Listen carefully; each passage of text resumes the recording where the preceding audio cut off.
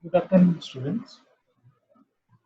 So, last day I was discussing about one shorting technique,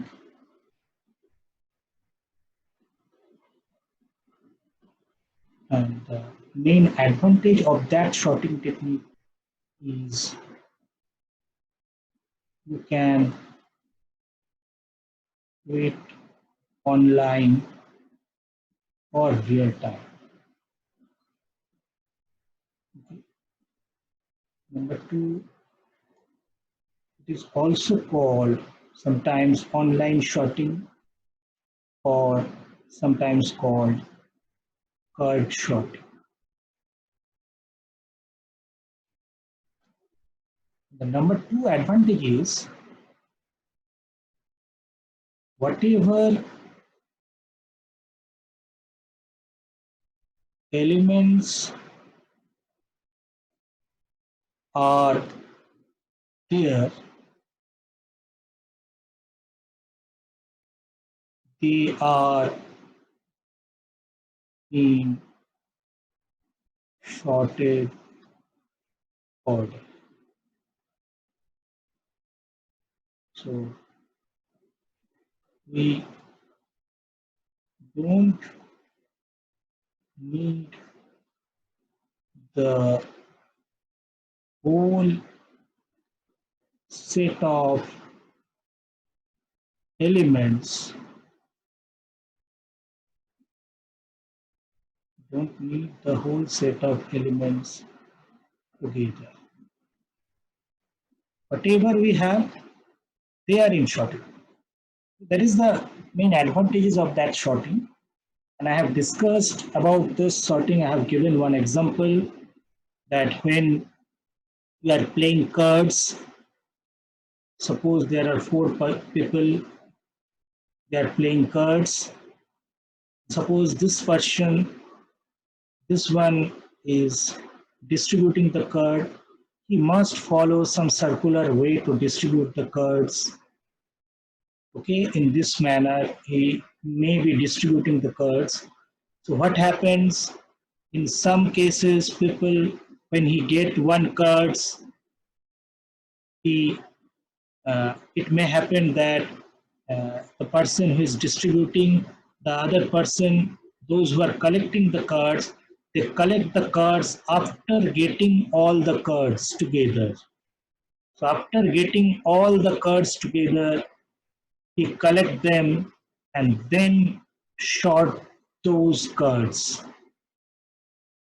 And some people may do it in this way that one card came, he collected, then the next card came, he collected. So he is performing a individual card collection.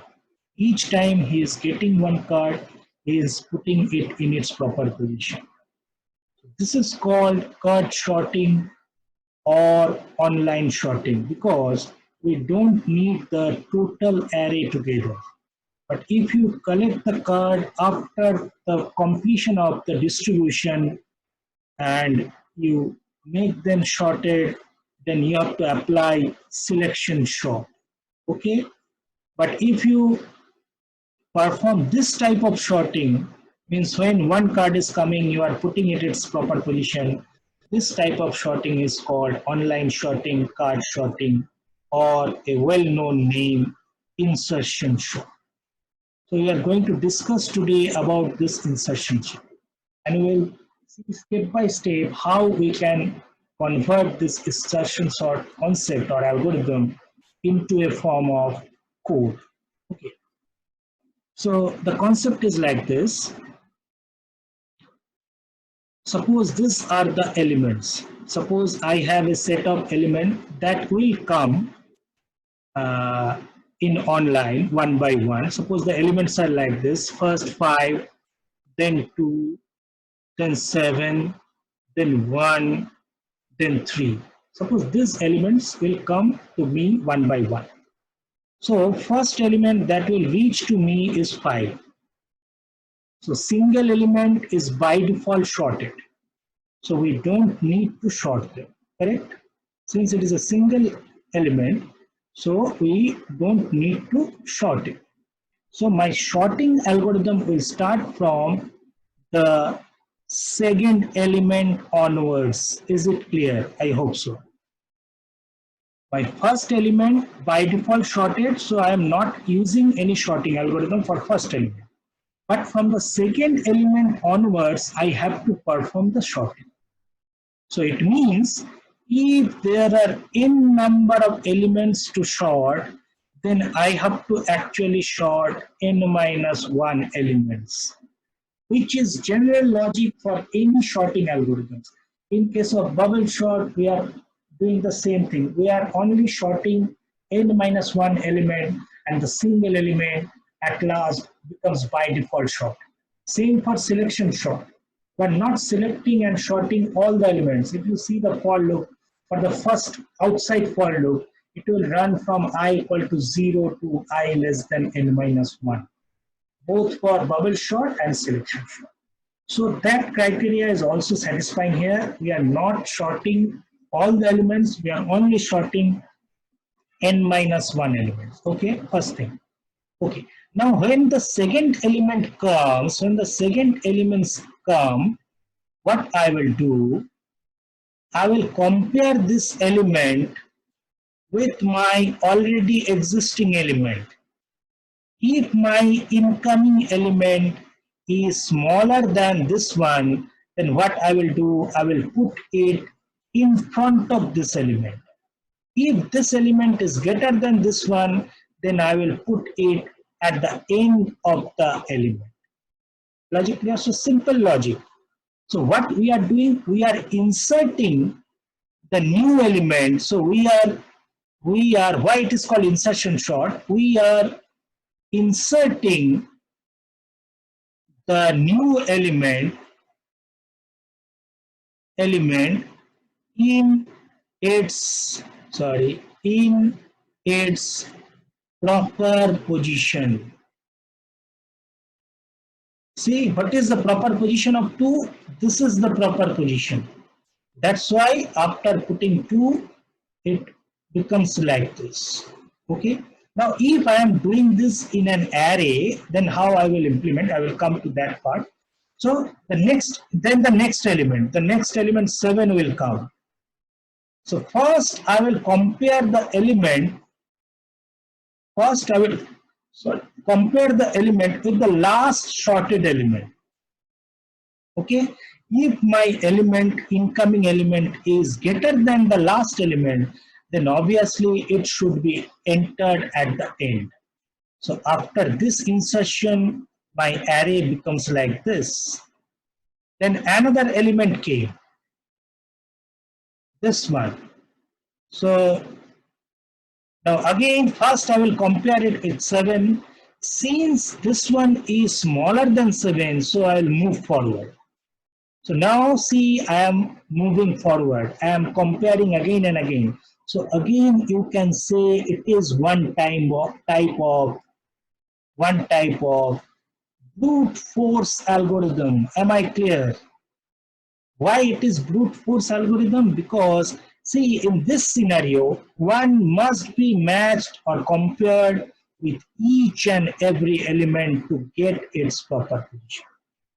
Again, why it is brute force algorithm? Because the concept of brute force algorithm is you have to compare or consider each and every element in your solution space. Okay, in binary search we are not including all the elements in our solution space. But in this case, for this particular element, see, but for 7, we have only compared once. But for this particular element, we have to compare with each and every element. That's why it falls under the brute force type category of algorithm. Okay, so after comparing 7 smaller, so with 5 smaller, with 2 smaller, so what is its proper position? This one is its proper position. So my final will be like this. Logic clear? Then the next element will come, the 3 will come. Okay, so now for 3, first it will compare with 7 smaller, so then 5 smaller, then 2 greater. So this is the proper position of 3. So I will insert it in this position. So finally I will get an array like this. So this is the algorithmic concept for insertion sort. So we always start from the second element. Okay, now it is in an array. Then what will happen? How to implement it? How to implement the algorithm? So I have, see, in our problems, the data are not coming online. The data are not unknown. It is already given. We have to take, first we have to take the elements, then you have to sort. But the way we are sorting them, it seems that we are considering only one element at a time. And we are not considering the rest of the elements. See, when I'm considering 2, I'm not considering this 3. When I'm considering 7, I'm not considering this 2. When I'm considering 1, I'm not considering 3. So that's why you can see, or it seems that the elements are coming one by one. But ultimately, we have to solve it in an array. So in array, the elements must be, or already the elements are there. So the elements are like this: 5, 2, 7, 1, 3. So these are the index values. Now I am showing how to implement it in an array. So I will start my element selection from this position. Okay. So first I will compare this with 5. Since 5 is greater than this, so what I will do, I will interchange this 2, or you can say, I prefer another concept. What I will do, I will store this element in a temporary variable. So I'm taking one temporary variable t, and I'm storing the element in this temporary variable. Then I'm comparing with, this t is compared with all the elements. Before this position, see, for 1, I have to compare with all these elements. No? So all the beforehand elements will be compared. Same like our frequency check. When we are checking for a frequency of an element, whether the frequency is already done or not, we are just searching the previous elements. Same for this one. Okay, so I will put this new element in a temporary variable. Then I will compare this with the existing element. So I will compare t with 5. Since 5 is greater than, so what I will do, I will shift 5 into this position, one home or one box. I will shift. So what will happen if I shift? 5 will come here. So overwriting the previous 2. But I have already stored 2 in a temporary variable. Then I have to stop. Why? Because there is no other elements, because we have reached the end of the, or boundary of the array. So what I will do, finally I will put t into this position. Okay, so now my array becomes 2, 5, 7, 1, 3. Okay, so 0, 1, 2, 3, 4. Next, in previous case I have started from 1. Now I will increase my pointer, so I will reach into index value 2. So I will start from this one. Okay, again I will store this 7 in my temporary variable t, correct? Then I will compare this t with the previously positioned elements. So 5 and 2 are the previously positioned elements. Now when I compare it t with 5, since I am getting t is greater than 5, so what I will do, I will copy this into this position. So override of 7 by 7. So from this I will get 2, 5, 7, and then 1, 3. Okay. Again, my pointer will increase, so I'll move into this position now. First, I have started from 1 index value, then 2. Now I'll move into 3 index value. So I will get a new element in this 3 index value. And what is the new element? The new element is 1. Now this 1 or t is compared with first with this. This one is greater than. So what I will do, I will shift this into this location. I will shift 7 into this location. Means this once is now override by 7.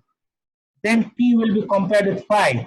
Again 5 is greater than. So 5 will be shifted to this position. Now 7 is override by 5. Now t is again compared with 2. Again t is smaller than 2. So again a shift operation of 2. So 5 will be override by 2. Okay, now we have reached the boundary. So finally I will copy this into this position. So 2 will be overwritten by 1. Finally from this we got 1, 2, 5, 7, and finally the 3. So again I have to perform the same concept and by shifting. So actually see what we are doing. What is the logic of array insertion? If you follow the concept of array insertion, how to insert a new element in an array? What is the logic? I have told you, no? What is the logic of array element insertion? If this is an array, there are some elements I want to, suppose the elements are like this, A, B, C, D, E, F, G. So I want to insert a new element X here. I want to insert a new element X in this position. What I will do, I will put G into this position, then F into this position, then C into this position, then D into this position, then I will copy X into this position. So I will perform a shifting.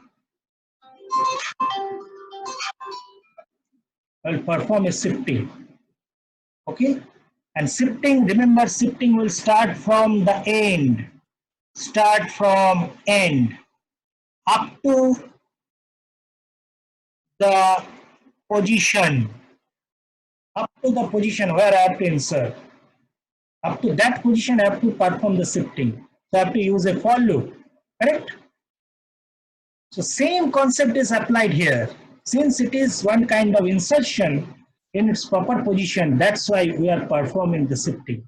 What we are doing? We are selecting which should be the proper position of the element, and for that we are shifting all the elements up to that position. Logic clear? So this is called insertion sort. Now we will go to implement it in a form of pseudocode, or you can say in a form of code. So from where we have started our insertion, we have started from the first position. Okay, so for I equal to 1, we will start from 1. I less than n, last from 1 up to the end, I plus plus. I have to repeat all the elements.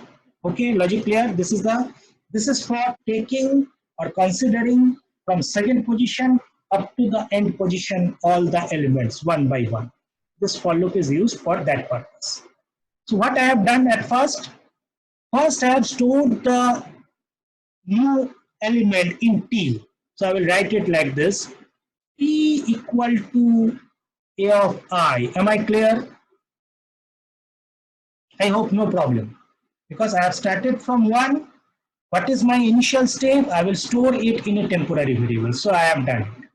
Okay. Next, what I have to do, I have to insert or compare this element. So if you consider this step, so 1 is my new element in T.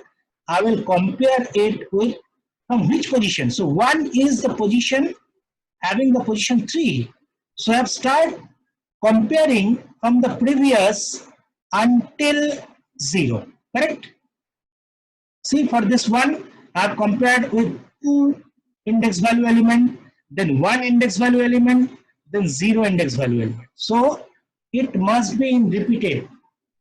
So I have to use another for loop here, or you can say you can use while loop also. So I'm using another for loop. From where I will start? I will start if this is the ith position.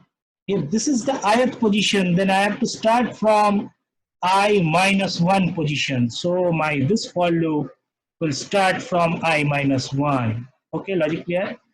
Then it will decrease by 1 value. So j minus minus. I hope up to this no problem. And now the next thing is when I will stop. See, there are 2 stopping criteria. If you see it properly, there are 2 stopping criteria. One is when I reach the boundary, correct? See, in this case, in case of 1, I am comparing with 7, 5, 2, then I reach the boundary. So I will stop. So I will stop either reach the boundary, or you can see for this 7, when I will stop? I will stop when I will get an element smaller than temporary. So these 2 are my stopping criteria. So when I will stop reaching the boundary or T is greater than the element. These 2 are my stopping criteria. Is it clear? Up to this, any problem? Okay. Unmute. Okay. Up to this, any problem? The Sir, stopping number criteria 2 criteria, sir. Why 2 criteria? See, Criteria. for 1, when I will stop, see when I have stopped, I have compared with 7, I have compared with 5, I have compared with 2, then I have to stop. Why? Because there is no other element. So I have reached the boundary. So boundary means up to 0 index value. That is the boundary. Is it clear? What is the boundary for an array? 0, 2 and 0, 1. Correct? Yes, sir. Okay. And another criteria is for 7. Suppose for 7, why I stop? Because this temporary element is greater than this element. That's why I stop. If you insert 3 in this last case, if you insert 3 in this one, what will happen? T is initially 3. It is compared with 7, greater than, so shifted. 5 greater than, so shifted. 2 smaller than, so I will stop. Is it clear? So when I will stop either this one or this one. If anyone satisfied, I will stop. So how to write this one? How to write basically this? we are Yeah, bolu. so basically we are searching for the element that is just smaller than the current element. Exactly. So this is my stopping criteria. So when I will And continue, sir, we are using linear search. yes, yes, Can we use binary search and yes, make it even more efficient? yes, yes, we can do it. Oh, you told last day to find out how to insert an element between the index 2 and 3 like that. Thank you. Thank you very much. Who is that guy? What is your name? Sir Varun. Very good, Barun. Barun Modi. Yes, sir.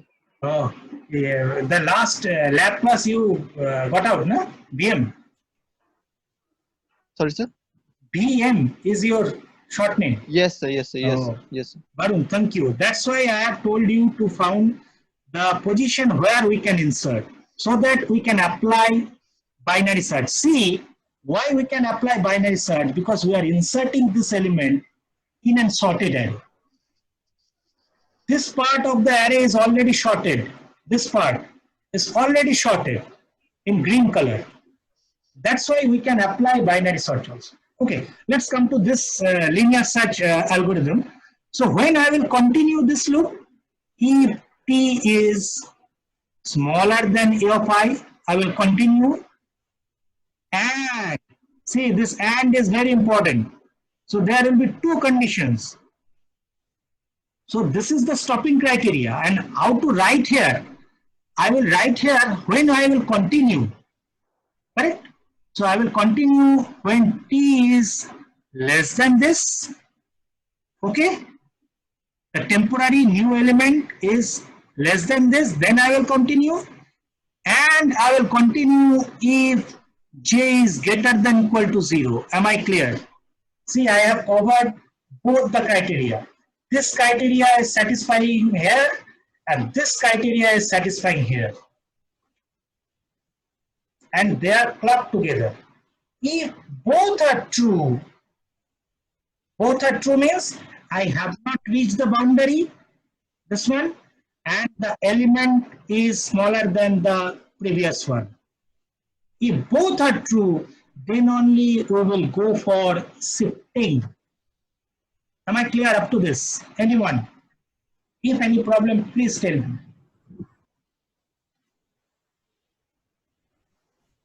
Okay, I think no problem. So, okay. So now this is our condition. Now what I have done after satisfying these conditions, what I have done, I have shifted. So this is 1, 2, 5, 7, and this is my new element 1, which is now in T. Okay, so this is 0, 1, 2, 3. Okay, so this is my J, this is my J, and this is my T. So I will compare T with A of J, T with A of J, sorry, not I, is J. Okay, and then what I will do, I will shift this into this. So this element is shifted to this position. So what is the position of 7? J. Now J is copied to J plus 1. Am I clear? Am I clear? Is there any doubt? No, sir. Good. Thank you. So I am copying this one into this position. That's why I am writing A of J is copied into A of J plus 1. Okay, this way I will shift all the elements one by one. I will shift the elements. Okay, then after shifting, what happened? Where J will stop, J will always goes forward. So here backward means goes in this way. So it will always goes one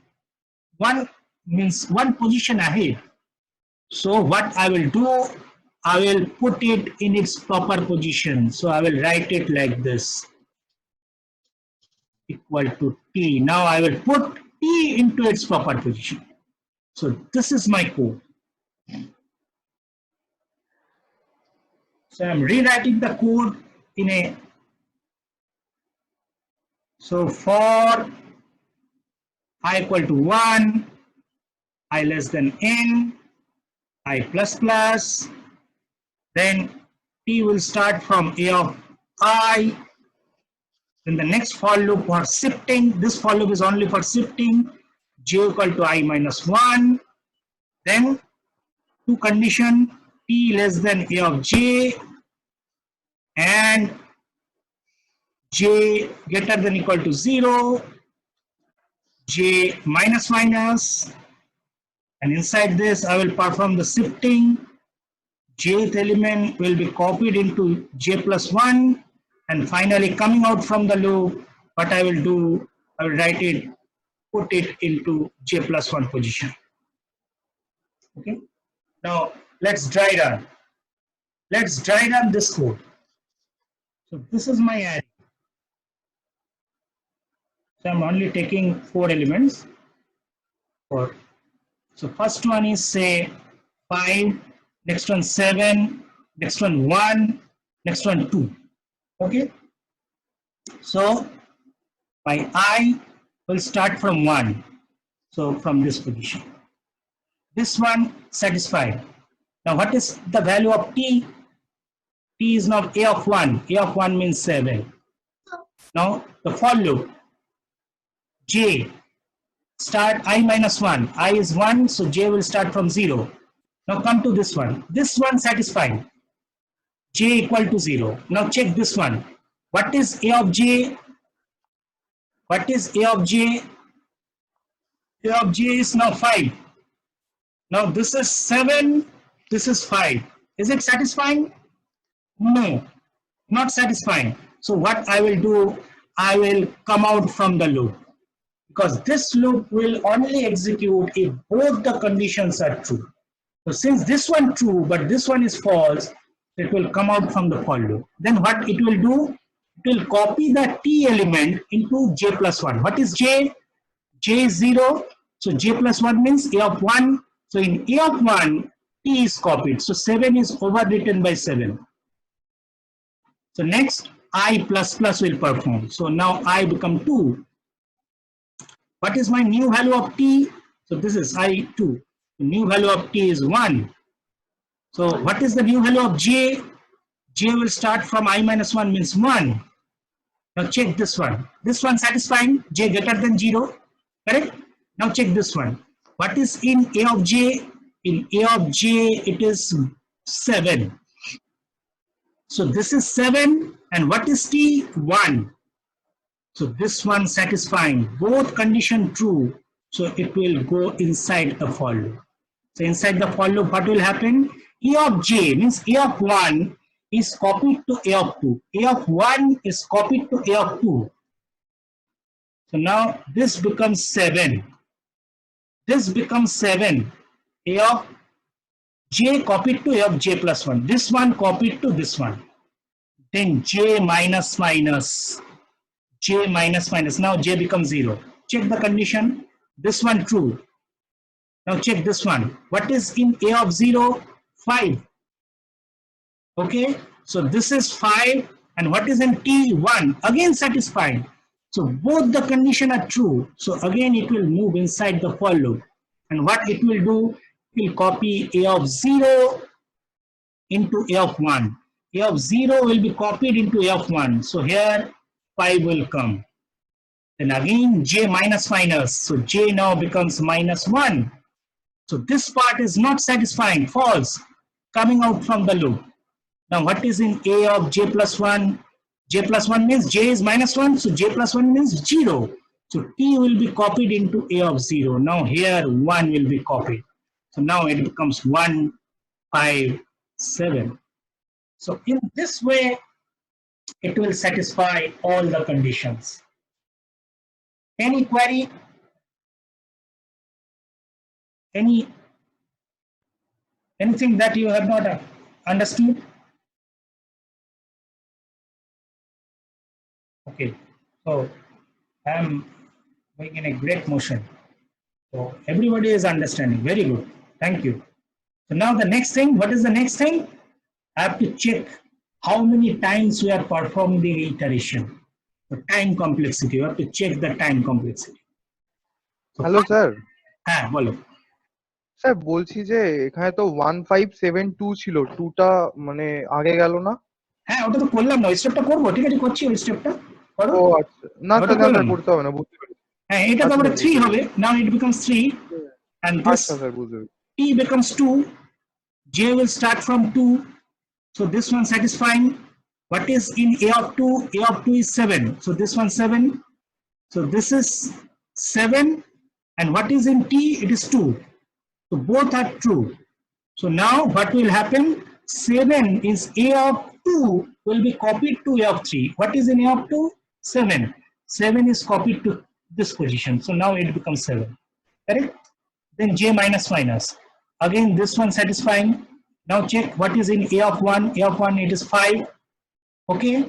So in T, it is 3. So again, it is satisfying 5 greater than 3. So again, it will copy 5 into this position. J minus minus. Now J becomes 0. Satisfied. What is in A of 0? In A of 0, it is 1. And what is in T? It is 2. So not satisfying. This part. So it will come out from the loop.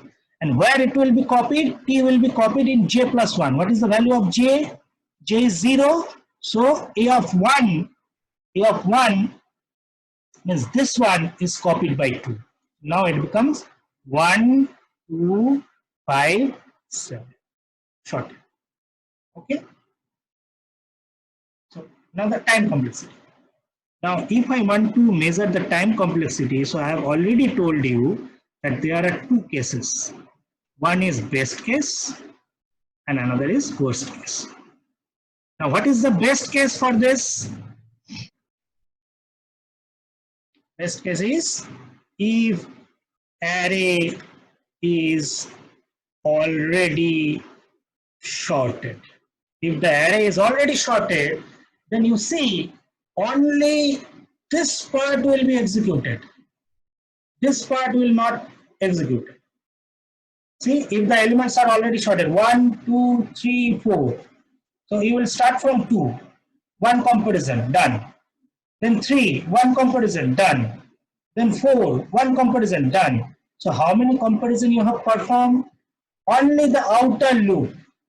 So in best case, it will give you the time complexity of n minus 1, which is linear order of n. Am I clear? Okay. Now what is the worst case? In reverse order.